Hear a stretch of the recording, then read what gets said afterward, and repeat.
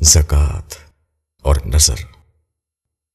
ہمارے ہاں زکوٰۃ کو ایک بہت اہم عبادت کے طور پر ادا کیا جاتا ہے۔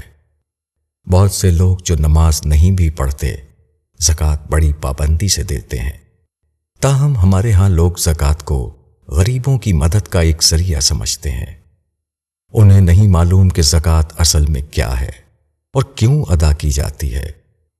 ہمارے ہاں چونکہ زکوٰۃ کی ادائیگی کے لیے رمضان کا مہینہ مقرر کر لیا گیا ہے، اس لیے مناسب محسوس ہوتا ہے کہ اس موقع پر زکوٰۃ کی حقیقت سے متعلق لوگوں کی کچھ رہنمائی کر دی جائے۔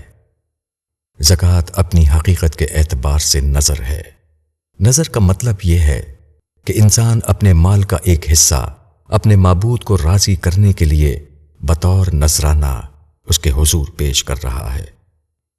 قدیم زمانے میں شرک کا غلبہ تھا تو لوگ مندروں اور معبدوں میں جا کر اپنا مال مختلف شکلوں میں بتوں کی بھینٹ چڑھاتے تھے، اور پھر یہ مال معبد کے خدام وہاں آنے والے زائرین کی ضروریات پر خرچ کرتے تھے۔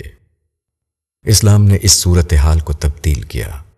خدا کے حضور نذر کو زکوٰۃ کی مستقل عبادت کی شکل دے کر اسے نظم اجتماعی، غریبوں کی مدد اور ضرورت مندوں کے لیے خاص کر دیا۔ تاہم اس کے پیچھے جو روح اور جذبہ ہے وہ اسی طرح باقی ہے۔